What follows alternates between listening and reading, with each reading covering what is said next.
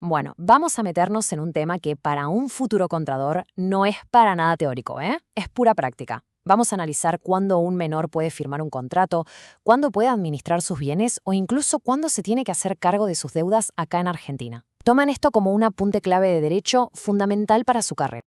A ver, la pregunta del millón es, ¿a qué edad una persona es plenamente capaz para la ley argentina? Y cuidado, porque la respuesta no es tan simple como decir a los 18. El Código Civil y Comercial nos plantea un camino, una especie de escalera que se va subiendo de a poco, con distintos hitos, y eso es lo que vamos a desgranar hoy, para que quede clarísimo. Para que no nos perdamos en el camino, esta va a ser nuestra hoja de ruta. Primero, vamos a definir bien qué es ser menor. Segundo, nos metemos en un tema delicado, las decisiones sobre el propio cuerpo. Tercero, lo que más nos interesa, la capacidad para contratar. Cuarto, veremos cómo se deja de ser menor. Y por último, qué papel juega un menor en un juicio. Empezamos por el principio, como debe ser. Sección 1. La definición de minoría. Y presten atención acá, porque si no tenemos claros estos cimientos, todo el edificio que vamos a construir después se nos viene abajo. El punto de partida, nuestro kilómetro cero, es el artículo 25 del Código. Este artículo nos da dos categorías que tienen que grabarse a fuego. Por un lado, menor de edad, simple, toda persona que no cumplió 18 años. Pero dentro de ese gran grupo hay una subcategoría clave, adolescente, que es el menor que ya cumplió 13. Esta distinción es la base de todo lo que vamos a ver.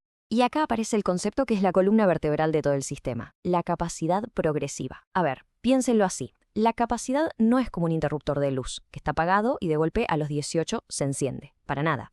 Es más bien como el dial de una radio, que va subiendo de a poco. A medida que la persona crece y madura, la ley le va subiendo el volumen a su autonomía, sobre todo para las decisiones más personales.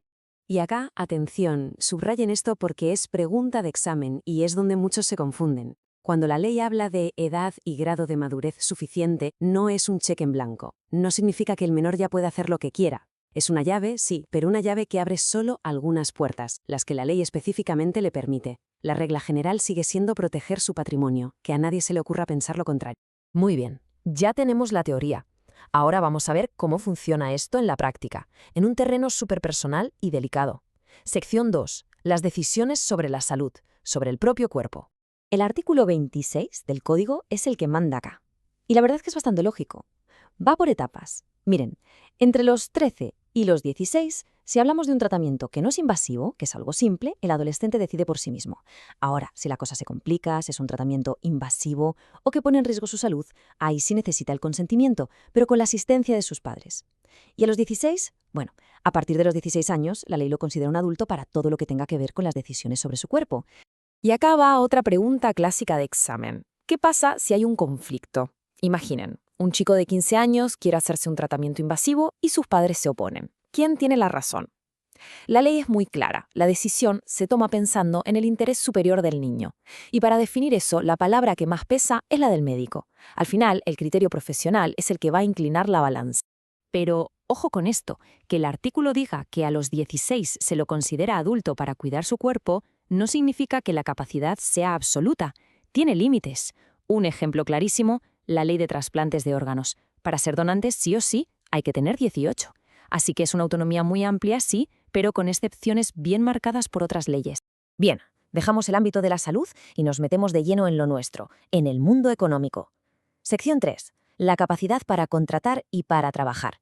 Esto para ustedes, futuros contadores, es el pan de cada día. El número clave acá es el 16. La ley es tajante. Por debajo de los 16 años, el trabajo está prohibido. ¿Hay alguna excepción? Sí, una muy chiquita y súper controlada. El trabajo en una empresa familiar, pero siempre con autorización, garantizando que el chico siga estudiando y bajo condiciones muy estrictas. La regla es 16. Y ahora sí, anoten este artículo porque es fundamental, el 683 del Código. Esto es para tenerlo a mano siempre.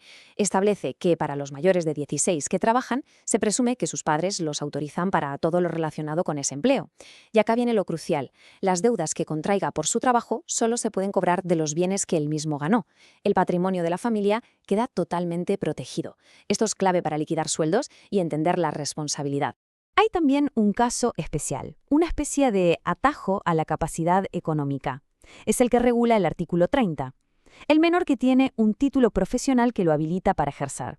Imaginen un técnico recibido de una escuela secundaria. Bueno, esa persona puede ejercer su profesión por cuenta propia sin pedir permiso y, lo más importante, puede administrar y disponer libremente de la plata que gane. En este caso, la formación le gana a la edad. Con esto llegamos a la cuarta sección. Ya vimos cómo es la capacidad durante la minoría de edad, pero ¿cómo termina esta etapa? La ley nos da dos puertas de salida: la mayoría de edad, que es la más obvia, y la emancipación. Entonces, tenemos dos vías. La primera, la más común, es la mayoría de edad. Es automática, cumplís 18 años y listo, se termina la responsabilidad parental. La segunda vía es la emancipación por matrimonio. Si un menor se casa antes de los 18, con la autorización que corresponde, se emancipa. Y un dato clave sobre esto: la emancipación es irrevocable. No hay vuelta atrás, aunque el matrimonio se anule después. Para definirla con más precisión, la emancipación por matrimonio es el acto que le da al menor una capacidad de ejercicio plena. Pero, y este es un pero enorme, esa capacidad no es total. La ley, para protegerlo, le pone una serie de limitaciones muy específicas. El artículo 28 nos da la lista de lo que un emancipado tiene absolutamente prohibido hacer, ni aunque un juez se lo permita.